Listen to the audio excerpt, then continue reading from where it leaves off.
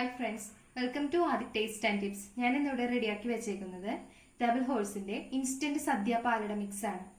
അപ്പൊ ടൈം കളയണ്ട, നമുക്ക് നേരെ വീഡിയോയിലേക്ക് പോവാം.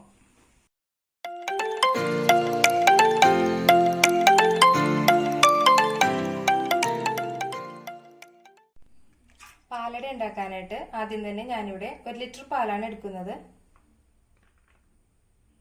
ഇനി ഈ പാലൊന്ന് നമുക്ക് തിളപ്പിച്ചെടുക്കാം.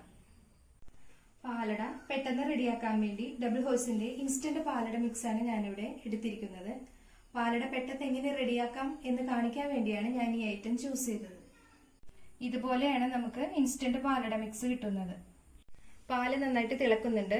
ഇതിലേക്ക് ഞാൻ പാലട മിക്സ് ചേർത്ത് കൊടുക്കുകയാണ്.